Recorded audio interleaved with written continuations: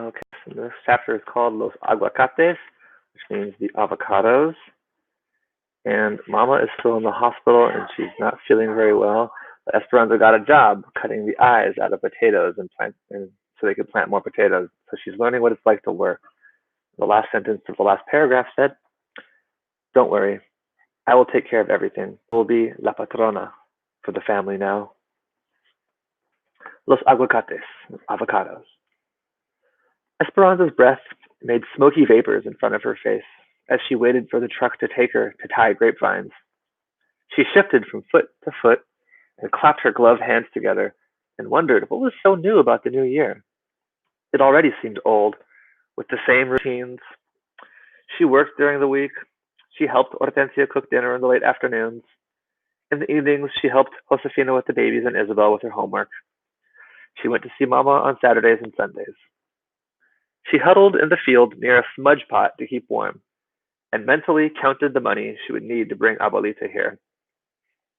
Every other week, with the small amounts she saved, she bought a money order from the market and put it in her valise. She figured that if she kept working until peaches, she would have enough for Abuelita's travel. Her problem then would be how to reach Abuelita. The men went down the rows first, pruning the thick grapevines and leaving a few long branches or canes on each trunk. She followed along with the others and tied the canes on the taut wire that was stretched post to post. She ached from the cold and had to keep moving all day long to stay warm. That night, as she soaked her hands in warm water, she realized that she no longer recognized them as her own. Cut and scarred, swollen and stiff, they looked like the hands of a very old man. "Are you sure this will work?" asked Esperanza as she watched Hortensia cut a ripe avocado in half. "Of course," said Hortensia, removing the big pit and leaving a hole in the heart of the fruit. She scooped out the pulp, mashed it on a plate, and added some glycerin. "You've seen me make this for your mother many times. We are lucky to have the avocados this time of year. Some friends of Josefina's brought them from Los Angeles." Hortensia rubbed the avocado mixture into Esperanza's hands. "You must keep it on for 20 minutes so your hands will soak up the oils." Esperanza looked at her hands covered in the greasy green lotion, and remembered when Mama used to sit like this after a long day of gardening or after horseback rides with Papa through the dry mesquite grasslands.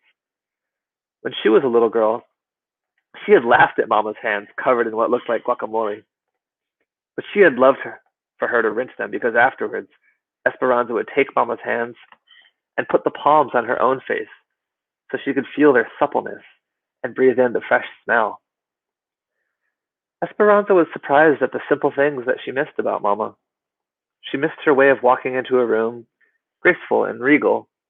She missed watching her hands crocheting, her fingers moving nimbly, and most of all, she longed for the sound of Mama's strong, assured laughter. She put her hands under the faucet, rinsed off the avocado, and patted them dry. They felt better, but still looked red and weathered.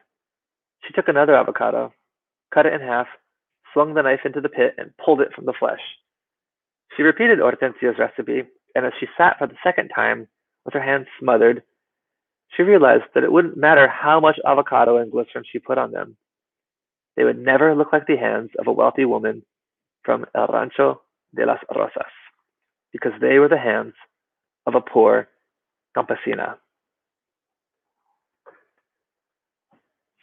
At the end of the grape tying, when the doctor stopped Esperanza and Miguel in the hallway of the hospital before they could reach Mama's room, "I asked the nurses to alert me when they saw you coming.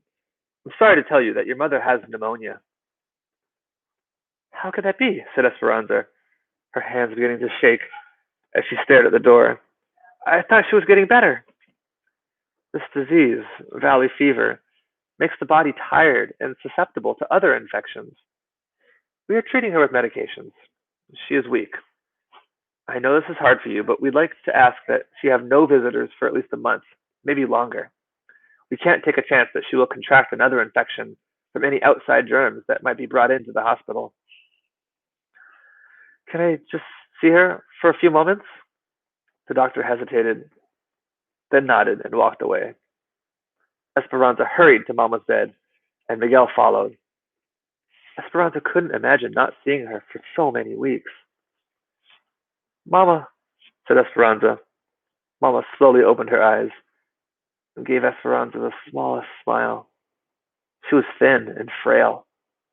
Her hair was strewn and bedraggled, and her face was so white that it seemed to fade into the sheets, as if she would sink into the bed and disappear forever.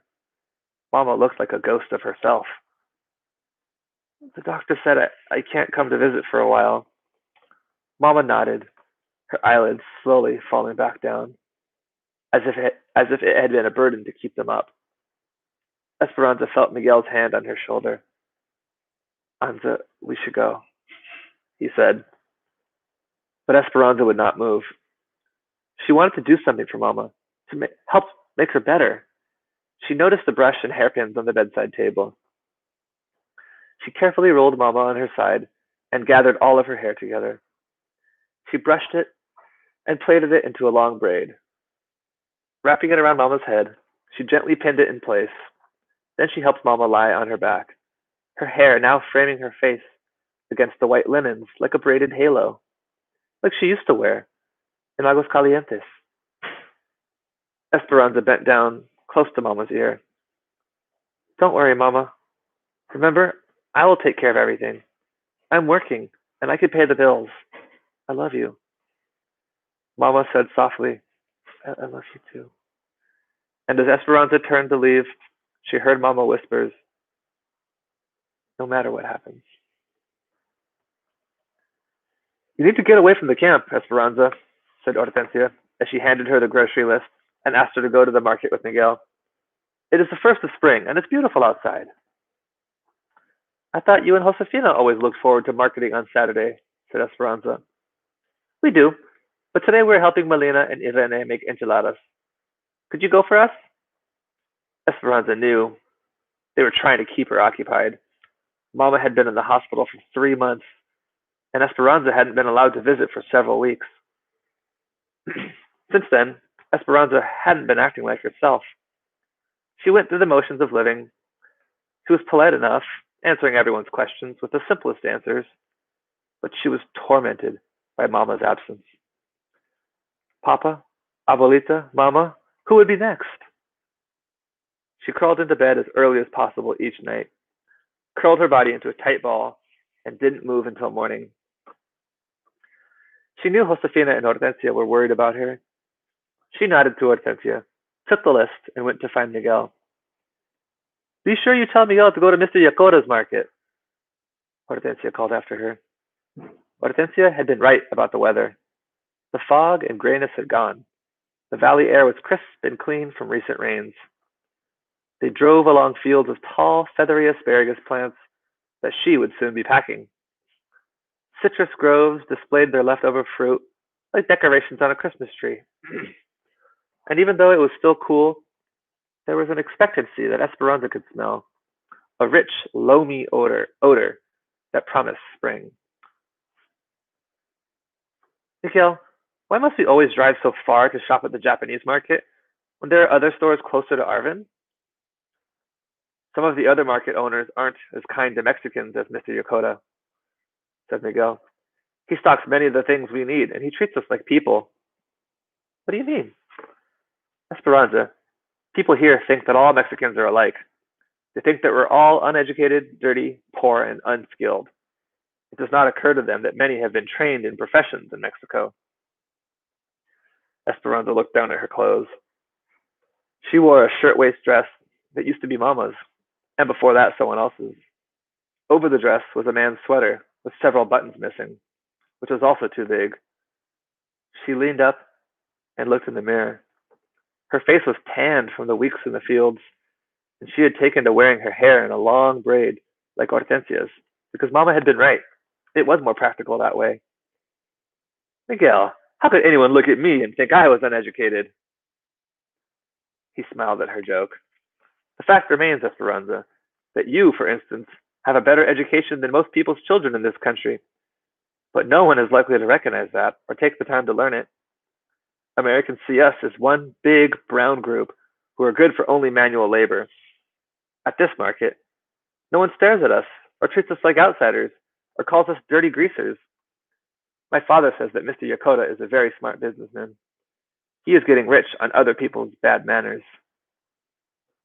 Miguel's explanation was familiar. Esperanza's contact with Americans outside the camp had been limited to the doctor and the nurses at the hospital, but she had heard stories from others about how they were treated. There were special sections at the movie theaters for Negroes and Mexicans. In town, parents did not want their children going to the same schools with Mexicans. Living away from town in the company camp had its advantages, she decided. The children all went to school together, white, Mexican, Japanese, Chinese, Filipino. It didn't seem to matter to anyone because they were all poor. Sometimes she felt as if she lived in a cocoon, protected from much of the indignation.